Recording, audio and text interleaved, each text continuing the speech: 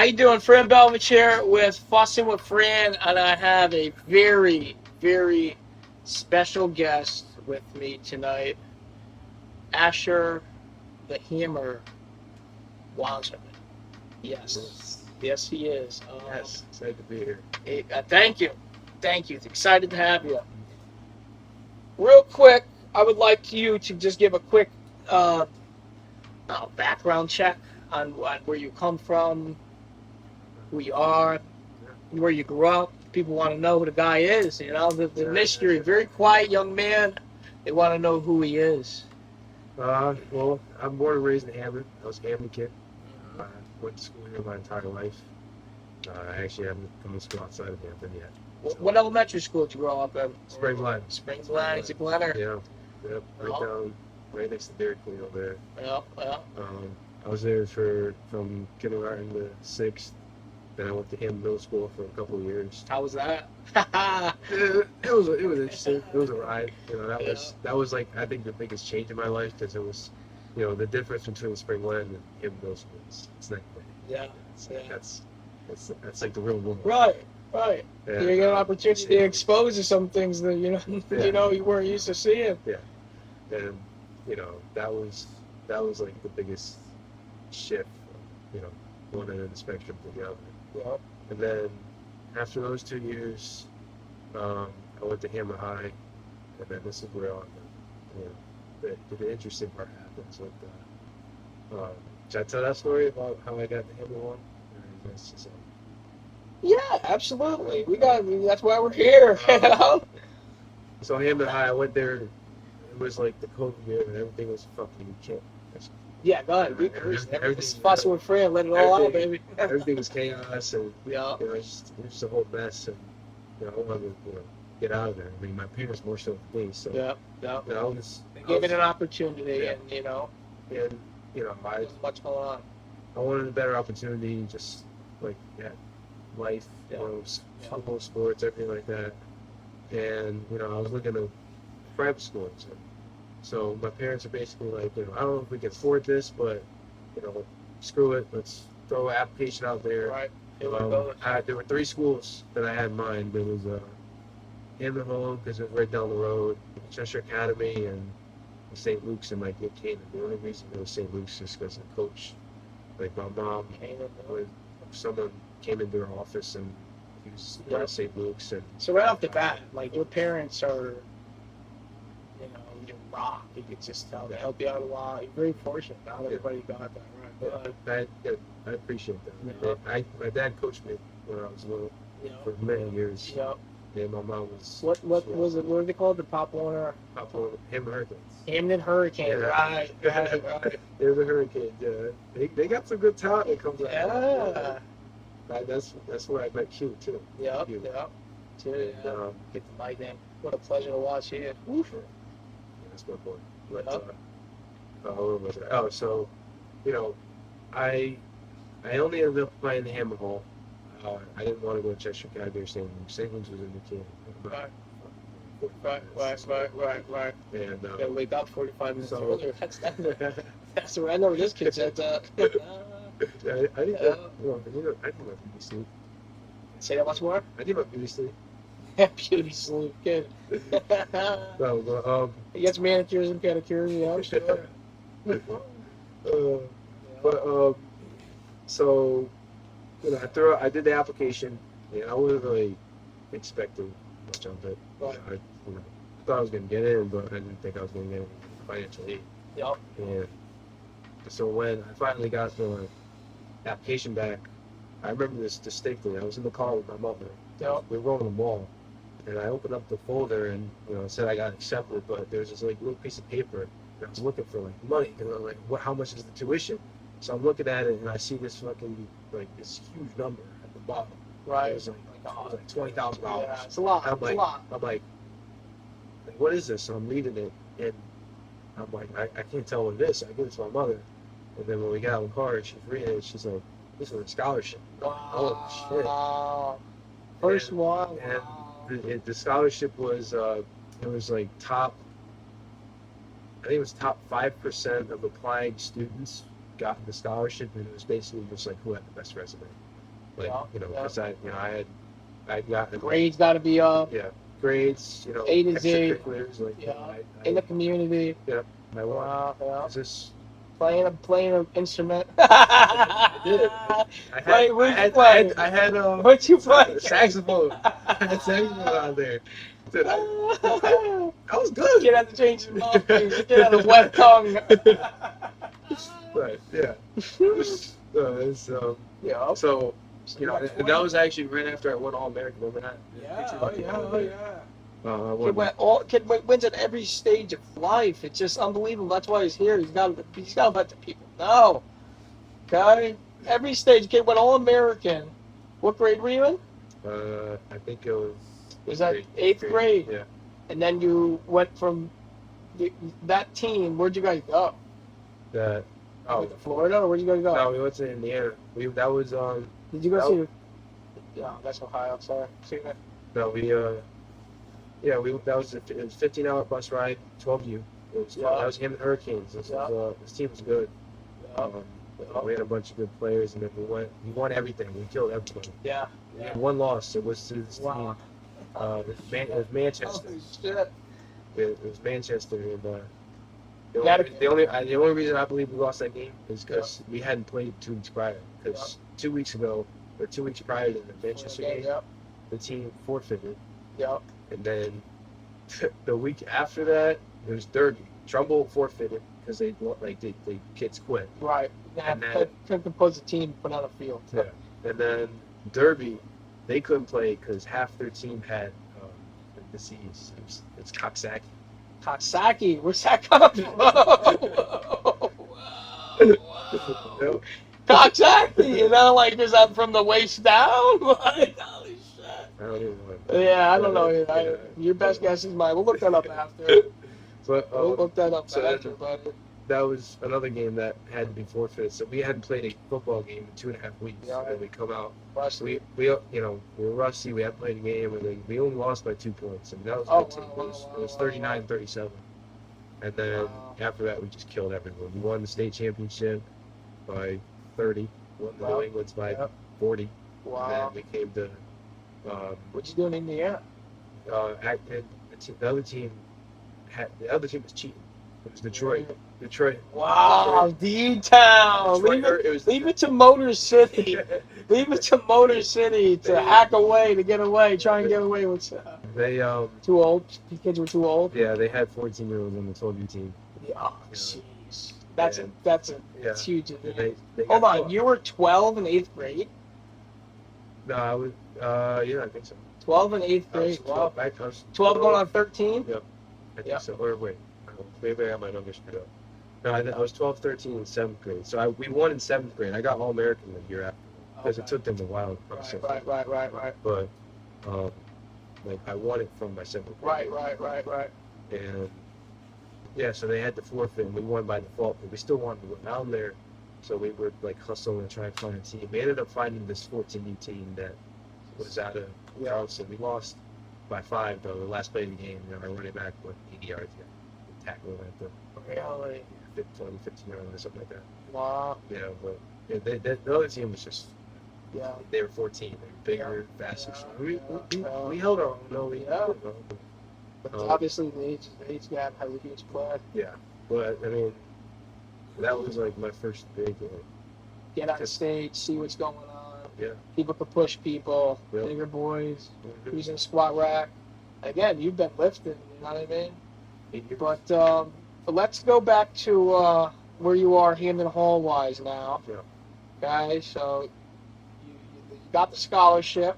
Yep. You got 20,000 stipend off the cuff. What did you have to? That was the tuition you didn't have to pay $1. No, there was still tuition, but so what happened was I had the scholarship, but it was still high tuition. Hampton Hall's. Yeah, expensive. I can attest to that. I don't have that kind of money. It's just how it is. Right, I agree. Blue collar people. Yeah, I get it. So both parents working. Got 2 kids at home. This is got cats at home. They got a good family. I'm welcome today. Yeah. Bengal cat. Bengal cat. Tell me who you are. Who's your football team in the NFL? Cincinnati Bengals. It's unbelievable. He's a Bengal at heart. He's a bang kid. Walks his cats. He walks cats. I walk Chloe. He walks his cats. You're gonna run away.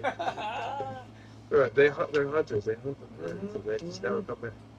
But so it was still too high. So this is when Coach Linter comes in. Yeah, his head coach. Coach Linter is his head coach, head football coach for Hamden Hall. Yeah, yeah. So yeah.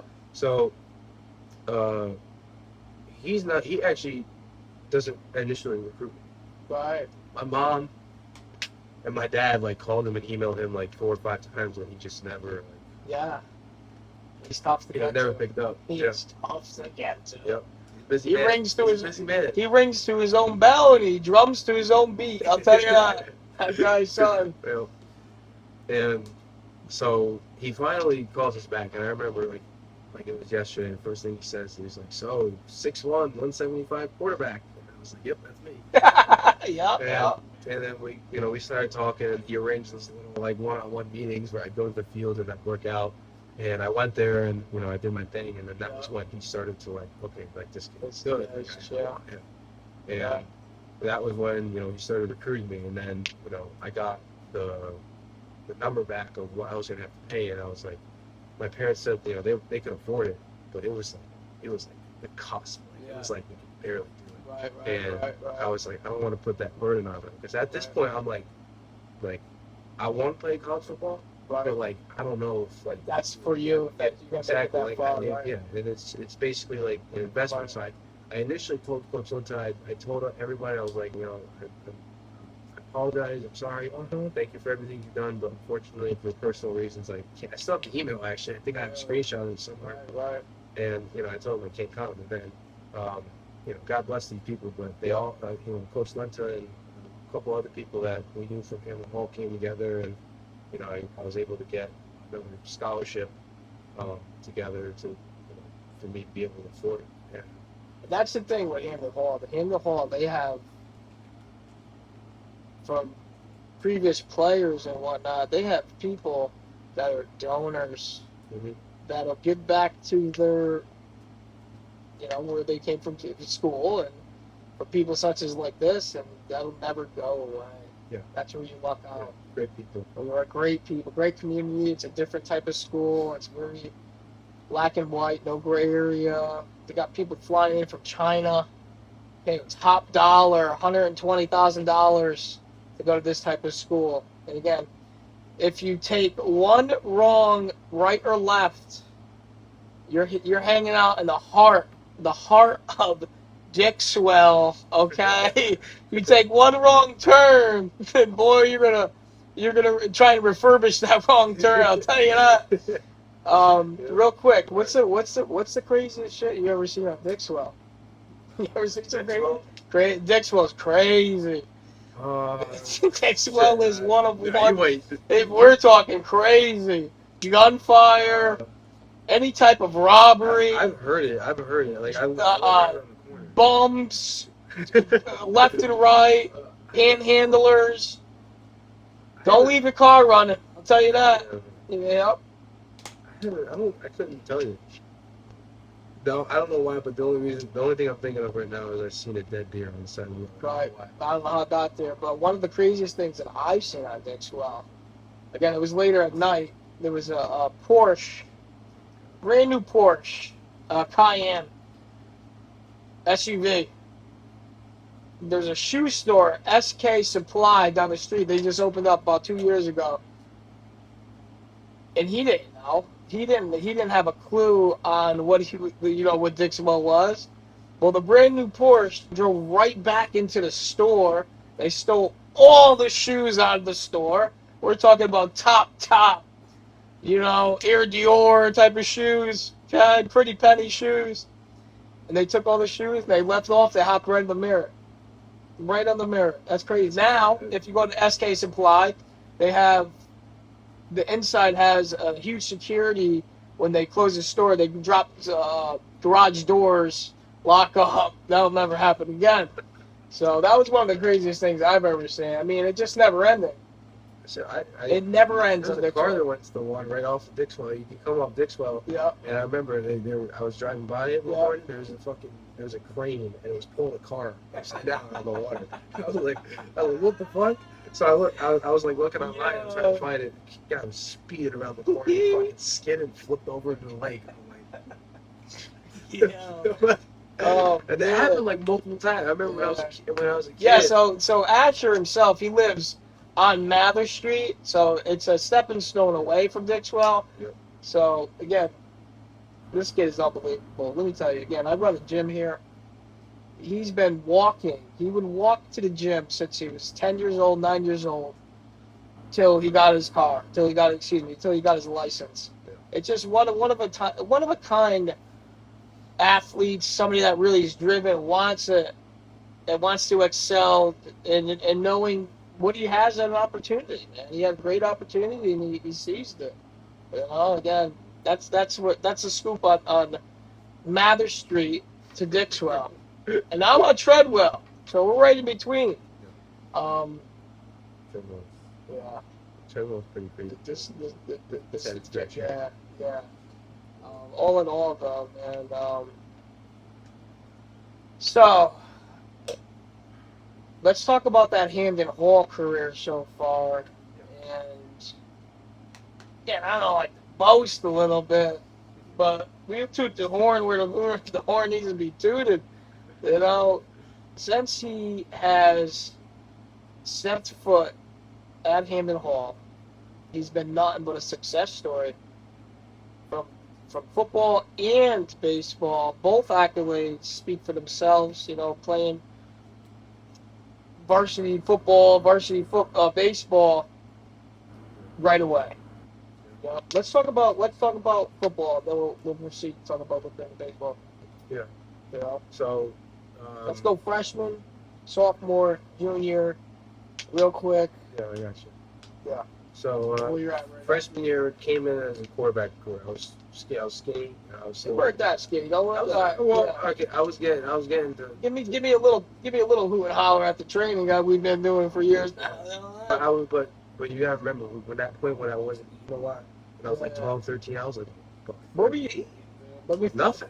I wasn't eating. I wasn't eating anything, dude. And then I got from like 130 to like 170. Start smoking or something, bro. Like, okay.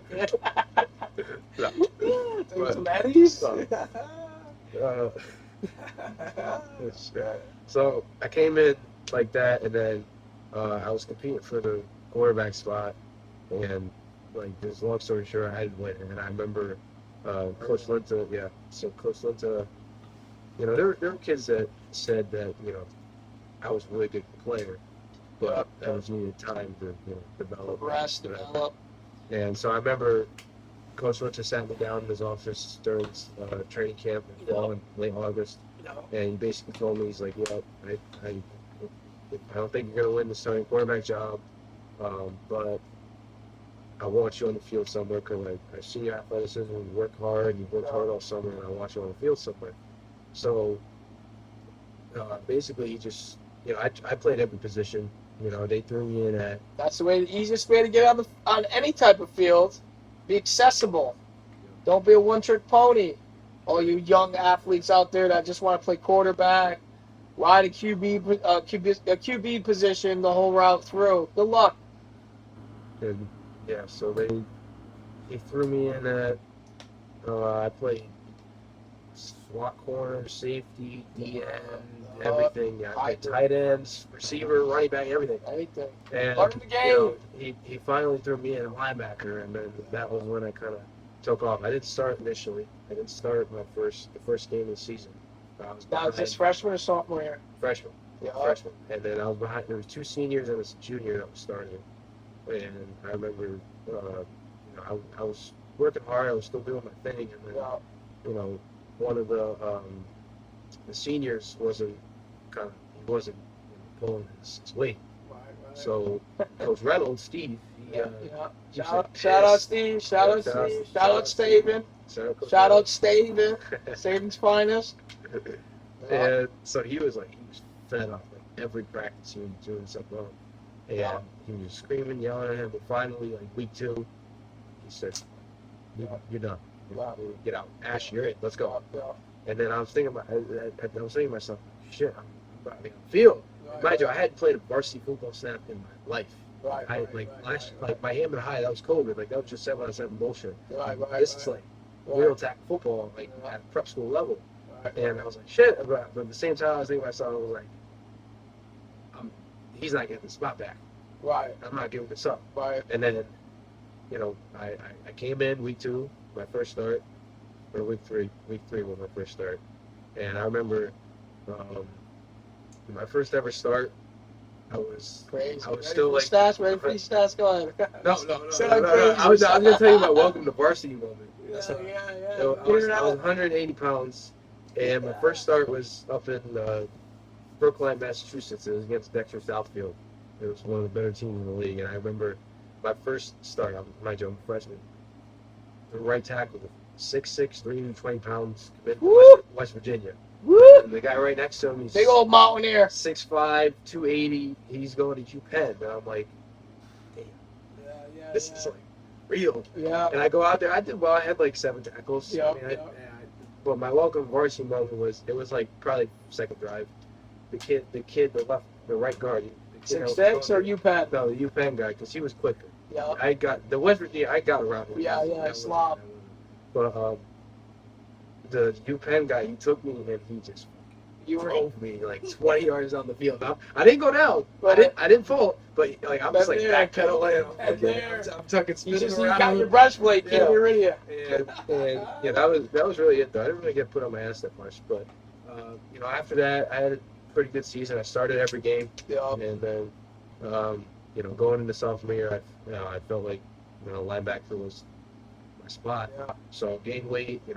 This was like really the big off season where I kind of transitioned. Like this is the quarterback Asher and that's linebacker in the shirt. Yeah. Put on 30, 40 pounds. I came into the season 210.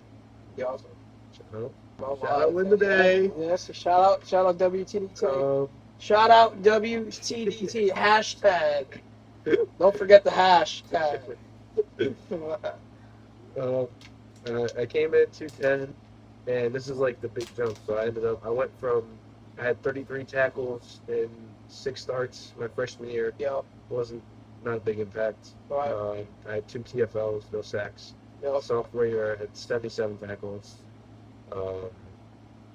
21 TFLs, and 8 sacks. Wow. So that was like the big jump year, and this is when Linta kind of realized it was like if you get a couple more pounds and you get faster, like you're going to college for free. That's literally what I told me last game of the season. Yeah. And boy, these are stories I'm glad we've been holding the whole time. Yeah. I've heard not one of these stories yet. I don't know. I know. This is why this had to happen. Yeah.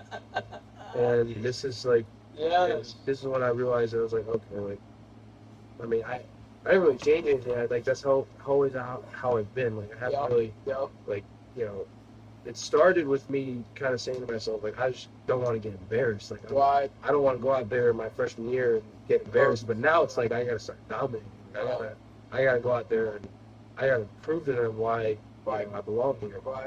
And that was kind of how I came in junior year. And then junior year I was bigger, I was faster, I was stronger.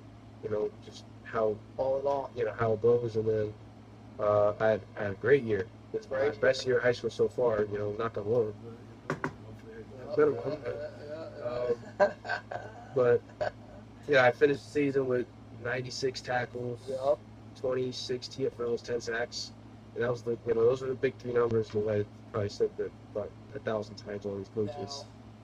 I was fortunate enough not only to see the opportunity that you just played recently in your last year of football.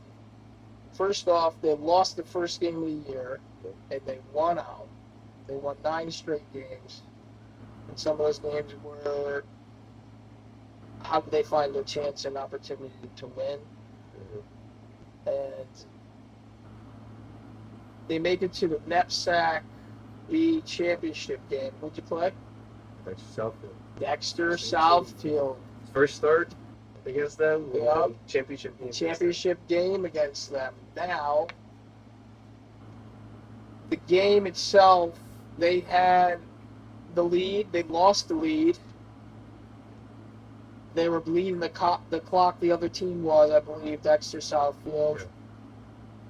Yeah. You guys got the ball back, and it was a third down conversion, I believe. 3rd and 12 or 3rd and 10. It was a fade route to the left hash mark. 4th down. Excuse me. It was 4th down. Excuse me. Yeah. 4th down. No opportunity left. Through a fade route. Was that Q to caught that ball?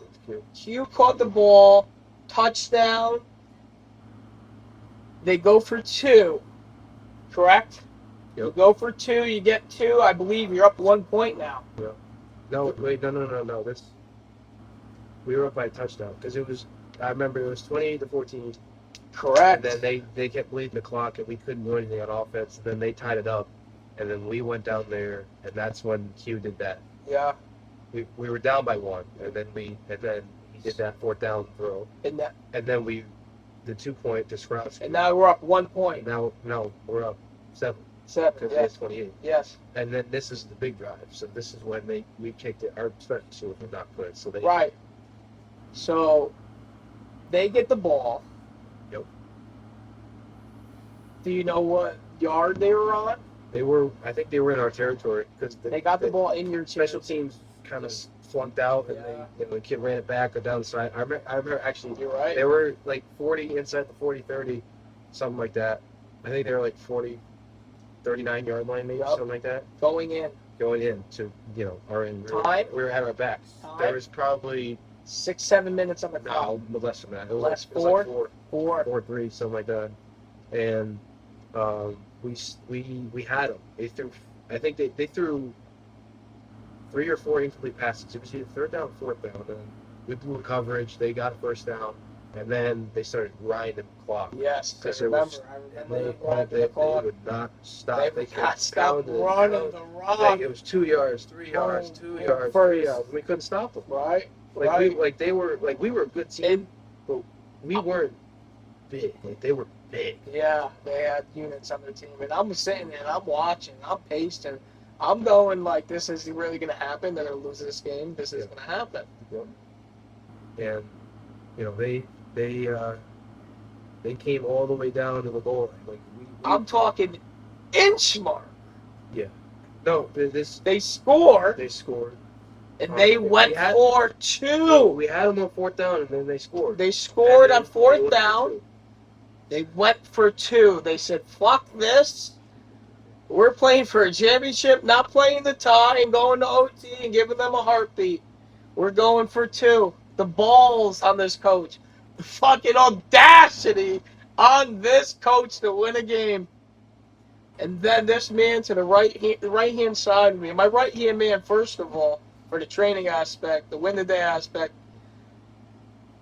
Luke put me a sense, the Schoonmaker on the map. This kid is the truth. To the right of me, he is the truth. He's gonna keep me on the map. I'll tell you that right now. No time on the clock. Game's over. They're down by 1. They go for 2. Go ahead, Ash. All right.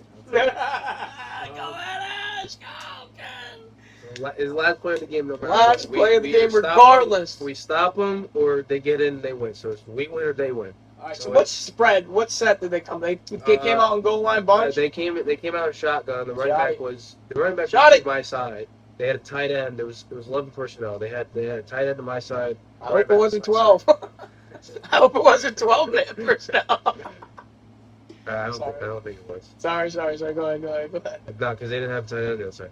So what they were trying to do is they were trying to wedge him in. So they were just going to get as close as possible and then wedge him in. So running back was to my side. So first thing I was thinking was the tight end's on my side. So like probably going to run a QB keeper. QB power, QB read option, something. Yeah. I don't think they were optioning because they were trying to block me. Right. And so, the quarterback says hike. They immediately go to wedge. So I'm trying to contain. Like I'm trying to make sure this quarterback's not getting outside of me. But at the same time, I'm trying to play the running back just in case he cuts back or whatever. Because they're not gonna. I mean, they could have handed off that way, but they didn't run that play ever. Like, During the game, right. They didn't show nothing. So I have the tight end like out. I'm like wide. I take like a big leap out wide. Right. And I got this guy like stiff arm with my left hand. Jammer. That's a jammer. Yep. So he's not getting into me. He's not blocking me. Right. So running back ends up running straight behind his own line. He's trying to wedge behind him. Right. And he ran too quick. Fucking stonewalled by his own center. Ran right. He did right. The old, and then he tries to go out, but I'm right there. Wow. So I dive. Because mind you, I'm still all the way up here. Right. And he's coming here, and I dive full extension. You can see it on video. There's a video of it. I'm diving full extension. I grab his legs, and he tries to roll over and like extend it backwards. And when I tell you, it was probably the closest play to I've ever seen. I've never seen it. He was so close, but if I wasn't it almost there, could have gone either way. It could have. It almost could have gone either way. Yeah, I mean, it was crazy. It was one of the. I think he was short because I think somebody swiped the ball and the big ball hit the ground. Yeah, so wow. I think, but I think his butt was down before the ball crossed. That's what they said. I think something. I have no idea. And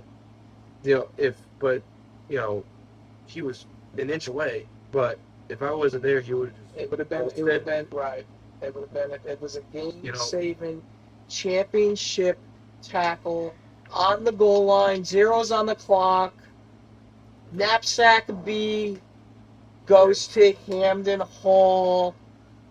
Derived on the last play of the game. Stopped truly by yours only, Asher the Hammer Wasserman, who ended up receiving a unanimous All Defensive Player of the Year for this conference.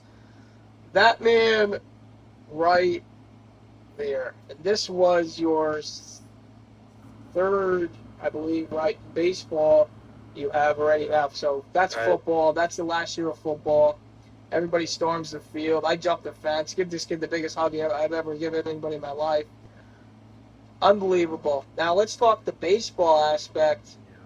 How fast we got to make a transition here. Baseball. Right, baseball. Yay, Baseball's a little more straightforward. Nothing's like football. Nothing. These kids don't want to play football because they're afraid of getting hit in the head. What a shame and disgrace you're doing to your own service of life. You learn other things in life through other sports, but there's something about football, the unity, the bond, the brotherhood, the aspect of knowing you got the person next to you who's willing to go to war with you. There's nothing like it, my friends and fellows, that you truly are taking yourself away from an opportunity of a lifetime. But go on baseball. So, I played baseball for 8 years of my life. Right. And I hated it. I never really... It's boring because there's no juice. That's why they make seeds and gum and chewing tobacco and all this other shit. I was never a fan of baseball. You're in outfield all by yourself, kicking the fucking grass after striking out. Deer and headlights out there. Dude. So, I was just like, I dreaded going to practice. I dreaded playing in the games. It just wasn't it. And Hamden Hall requires 2 sports, so I had to go. Gotta play 2 there. You can't go play badminton. Play 2. So, it's like I get baseball. I mean, that's my second sport. I hate it. So I come in, I'm thinking like, I just play JV, whatever. I'll just get over it, play football, and that's my thing. But, I come in and I went to varsity practice. So who's your coach in this? Is it Chernovitz or? It's still Brad Chernovitz. So Brad's there, right? Okay, because there was another coach. It's the same crew.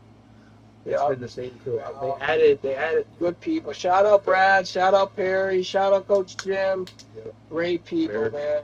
Mayor, Coach Mayor. This guy's nuts. So quick story. We just got done playing one of the best seasons of baseball that you can ever ask to be a part of, be around.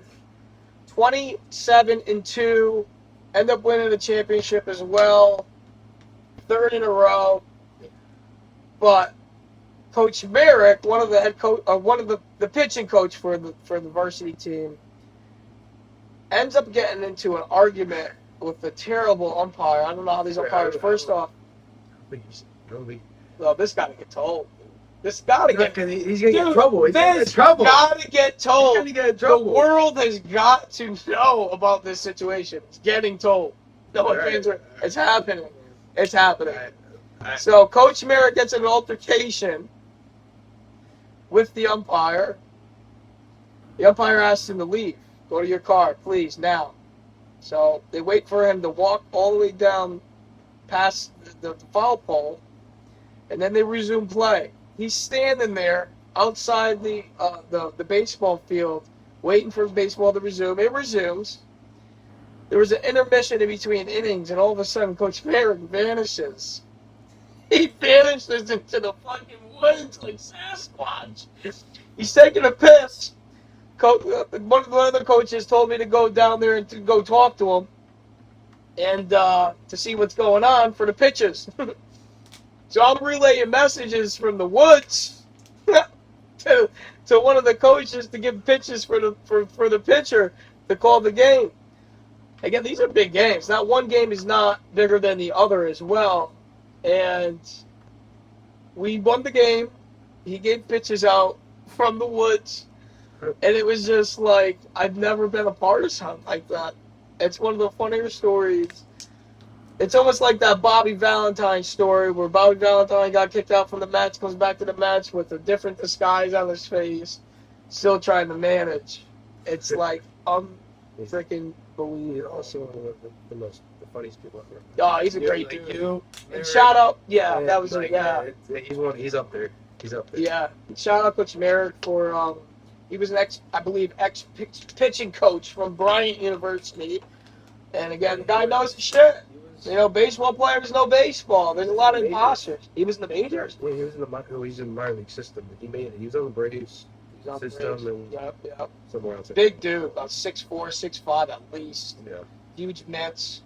Great people. Again, this previous year, I had the opportunity to come to help him out with his team, the baseball team.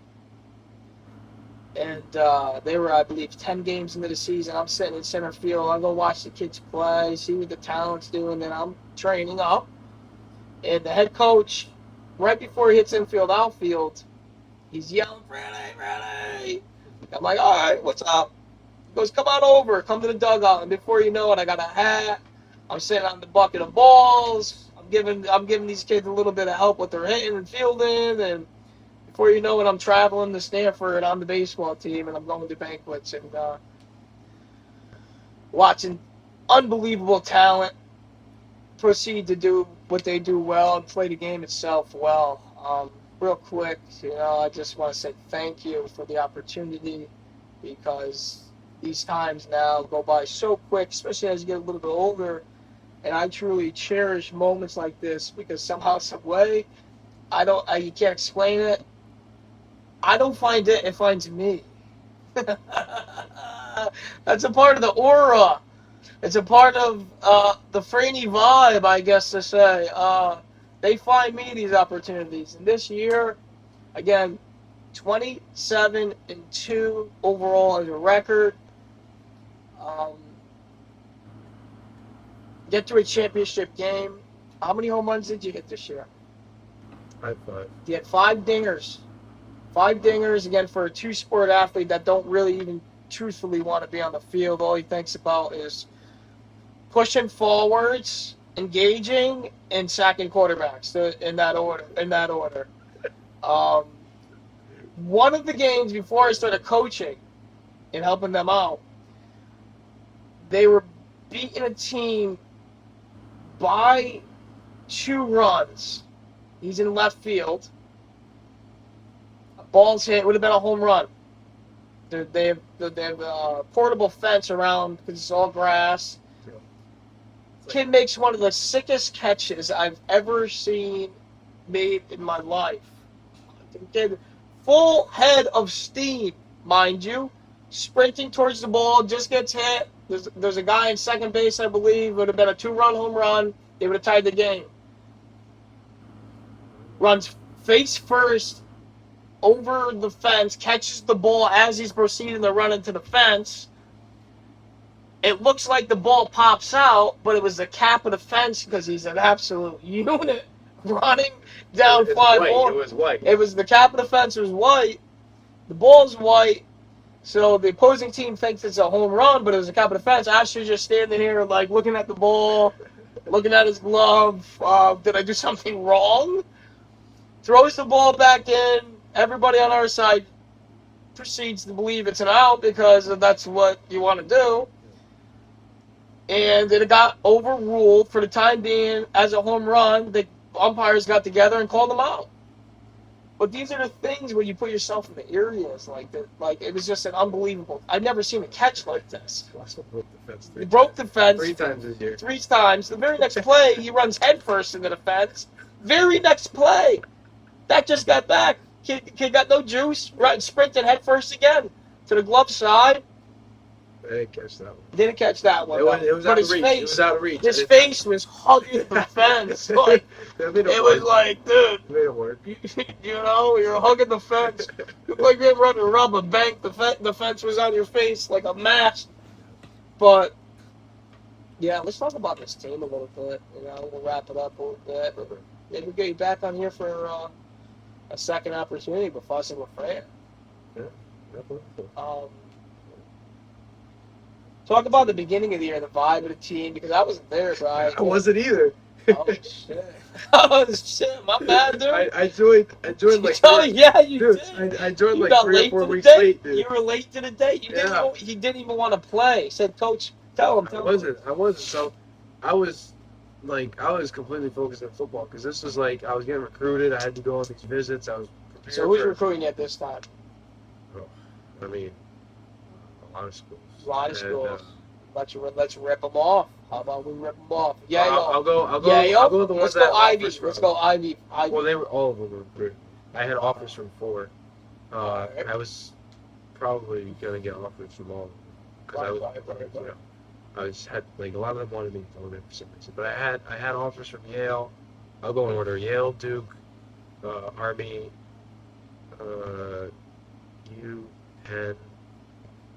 UPenn, UConn, Cornell, Florida. Those are my 8. Wow. And before I committed, I was getting recruited by Dartmouth, Harvard, Boston College, James Madison, Air Force, Navy, Brown, Columbia. That'd be dash that for Columbia. And Central. then the combine, it was Texas Tech and Virginia. Yup. So those are like, Wow. they were recruiting me, but I never. Big names for a small town kid coming out of Hamlin. You know. Yeah. So back to baseball. So I was like focused on that, and I wouldn't play. I literally missed all of the preseason. Like they started in January, Right. and I was doing. Right. You were here. You were training. You were training. Yeah. I was doing my own thing with you Right, and right. going over it. And so I joined. The actual season started, I think, second week of March. I didn't join until literally the first week of April. So I missed like 2 or 3 weeks. Yeah, short month. And my first game was their first regular season game. I missed all the scrimmages, all the North Carolina, everything. Yep. And I just hopped in, and then, just like. I missed the beginning of the You season. didn't skip a beat, though. Huh? Yeah, I went 1 for 3 my first game back. It was my first time seeing live pitching. Pretty much my first time seeing live pitching. I went 1 for 3, had a double. Was it a Scud? Yeah, it was probably the hardest ball I hit all year. not the hardest ball, but one of them. It was one of them. It was a fucking Scud. I was like, I either hit a ball 105 miles an hour. Coach Jim said. Coach Jim said what? No. You just can't believe it. You can't believe it. You can't believe how hard some of the balls I've seen this kid hit this year. Woo! Woo! The one that Hopkins you hit. Oh man, that thing was a seed, dude. Again, go ahead. Sorry. No, dude. I mean, Yeah, so 10 games in, you got. What was your record then? You know, were you 10-0? I know they went to North Carolina and the only lost one. what I remember is they lost, not counting North Carolina. They lost. They went 1-2 in North Carolina, but Right. that was like strict. So that's yeah. So that doesn't count. Right. Doesn't count the regular. The 2 games that they lost, I didn't play in them. I played. You were traveling. I DH'd in one of them, but I didn't play the field. That was against Chester Academy, and then the other one I just didn't go to. It was Austin Prep. That was Saturday, and I had something else to do. Yeah. So I didn't go to that one. And those are the only 2 games they lost. When I played left field, I don't remember, but I remember I didn't lose a game when I played the field. Right. That's crazy. And, you know, so when I joined, we went on a winning streak, and then they lost to Chester Academy. We were probably like 10-1, something like that, 9-1, somewhere around there. Rolling. And then, Yeah. you know, we were probably 14-15-1 before we played Austin Prep. Yeah. They lost that. Austin Prep is a prep school out of Massachusetts, by the way. Yeah. Yeah, they're. I didn't play them, but from what I heard, they were the best team, one of the best teams that we played. Yeah. They were undefeated, I think. Yeah. That's what they said.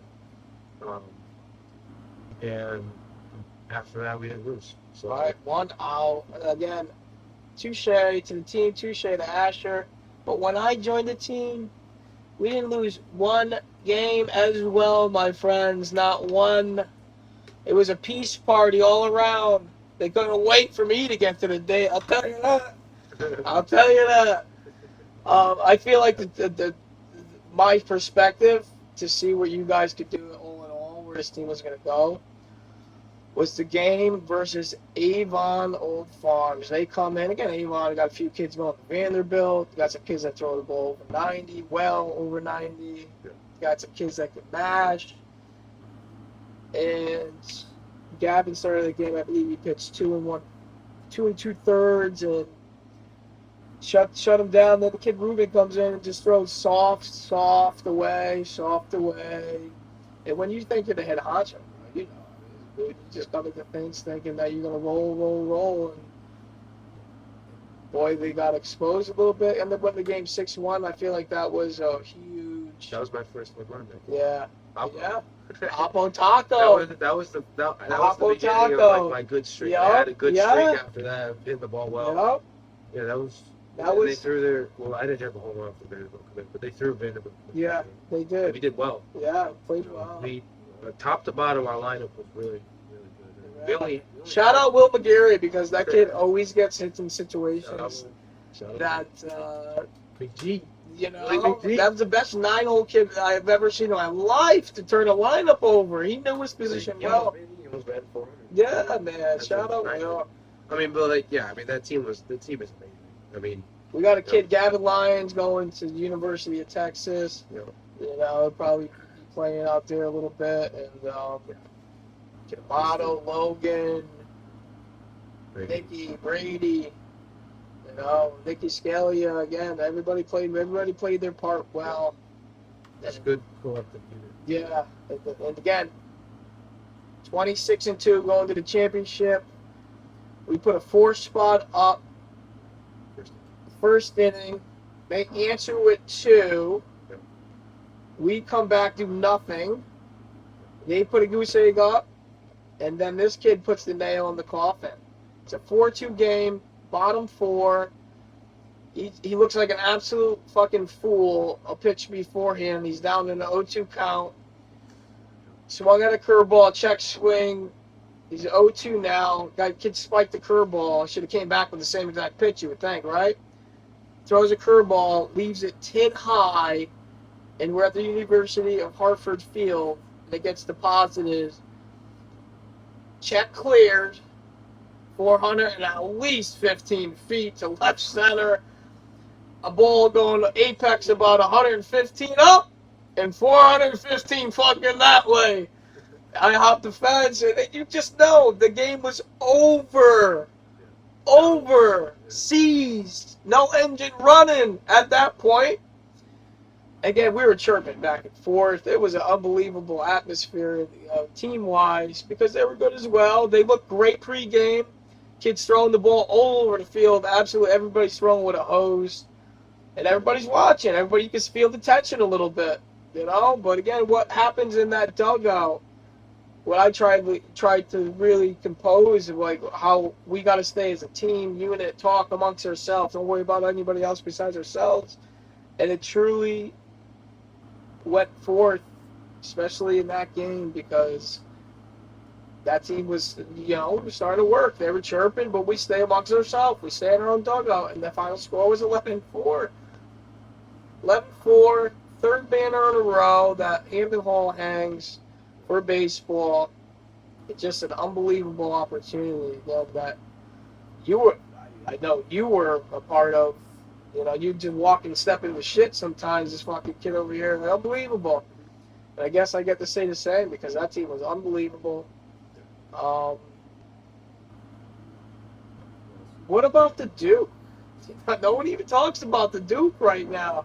Let's go about the Duke kid. Kid's getting a full fucking Rizzy. Get a full Rizzy to Duke University. Kid. Go ahead. Give me something. Give me something. So they came out of nowhere. That was the only school that didn't really contact me. We're talking North Carolina. They're coming up. They offered me, and then Defensive player of the year makes a little bit of noise. They called me up on January. I remember January 20th. They called me up. It was like Saturday morning. I just woke up. I think it was Saturday morning. Jeff Boner?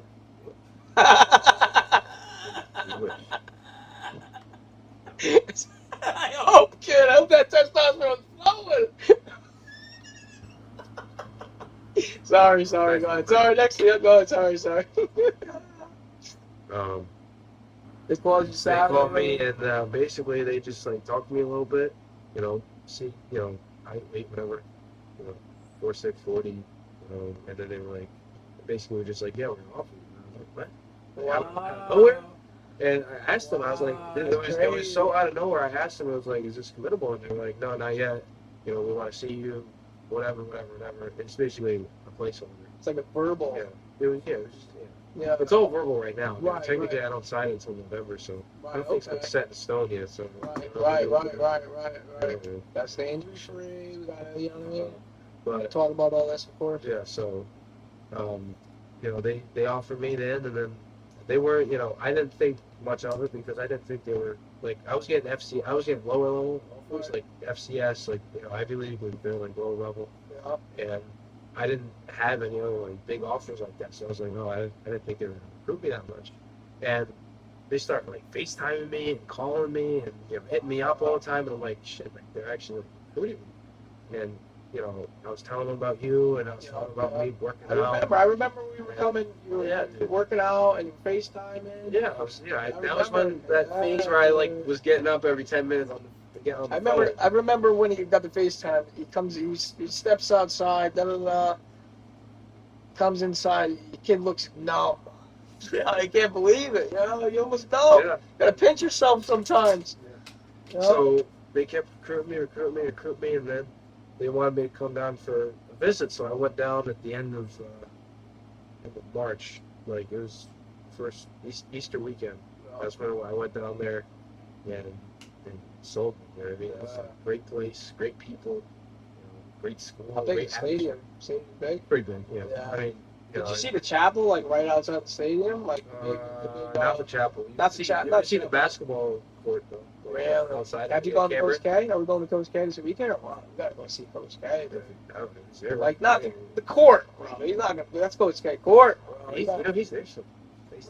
Yeah, they have his office. There's you can see it because there's a flag or something on the window. They said he goes there every now and then. Yeah, we'll be there. So I might actually see him. Whoa! When I go down there. Autograph ball. Maybe. Quick trade. You give him an autograph ball. Coach, I got something for you. I got something for you. I think he's got enough money already. Yeah, I know. I don't think he wants your football life. You know what I mean? But I don't think these kids. He doesn't realize Coach K's hanging out with. Excuse me. He was hanging out with Kobe. R.I.P.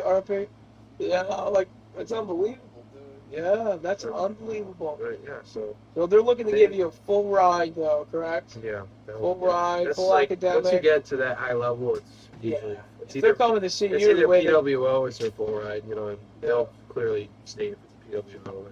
Right. Usually those are later on, but Right. yeah, I mean they wanted me to commit like the day I went there.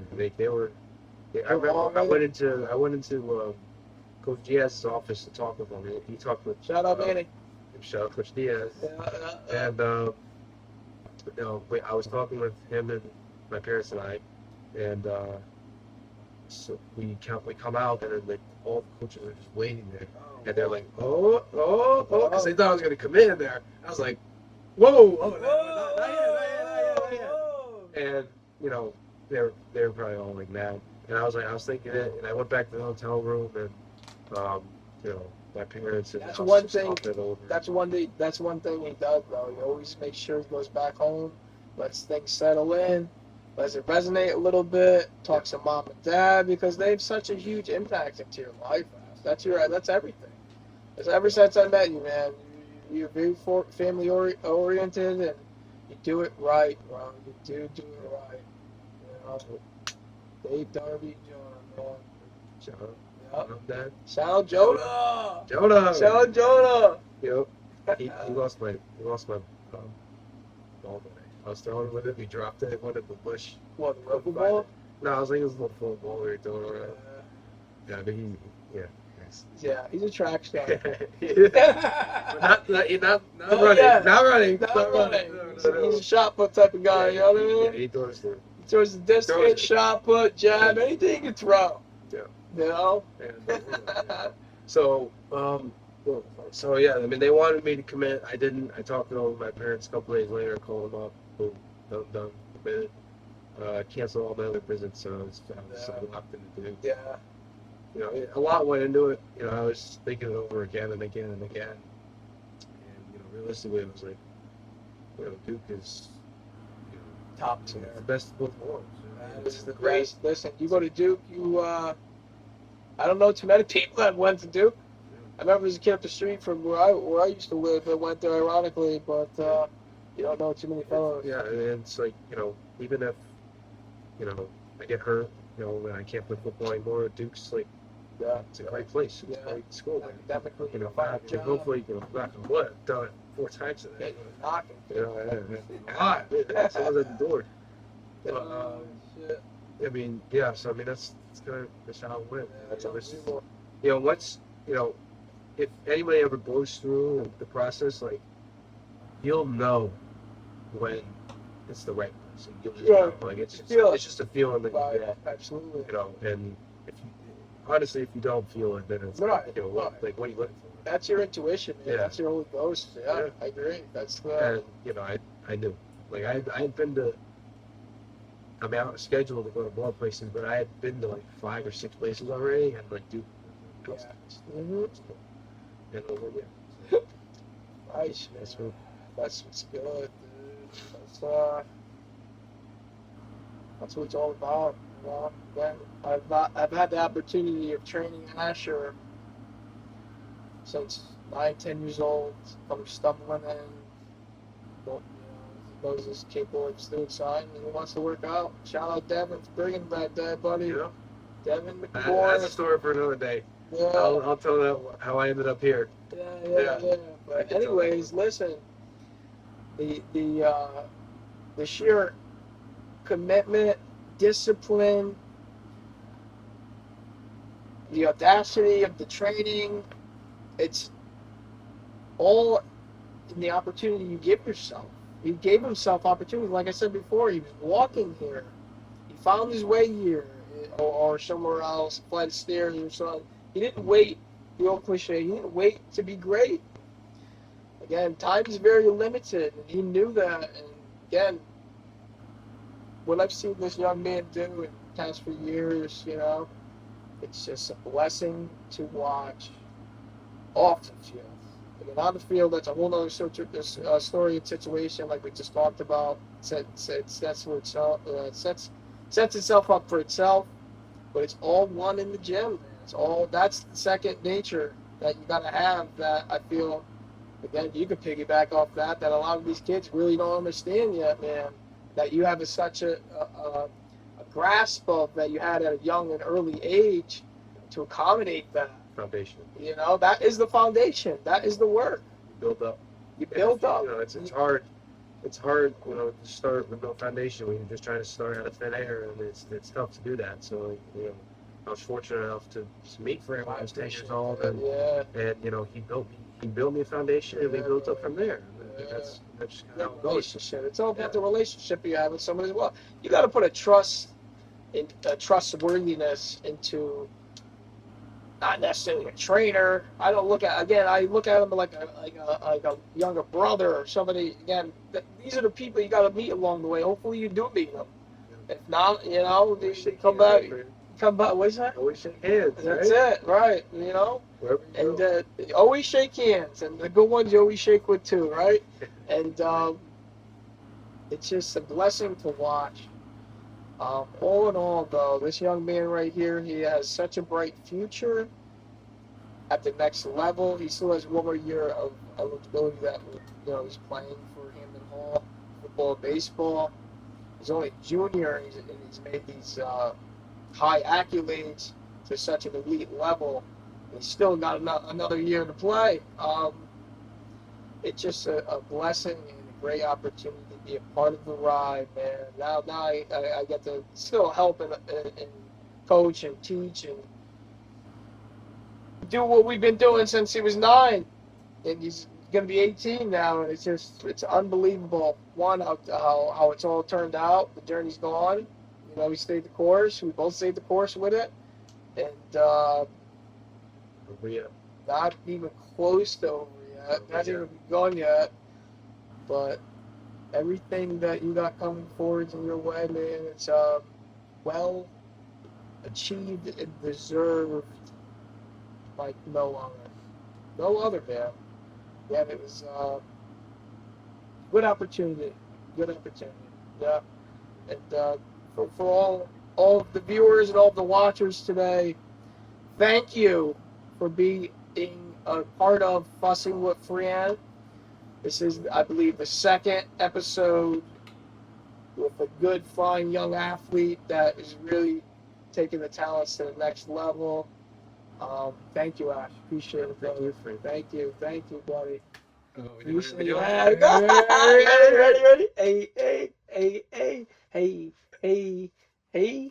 Hey. Ho! Win the day! It's a wrap.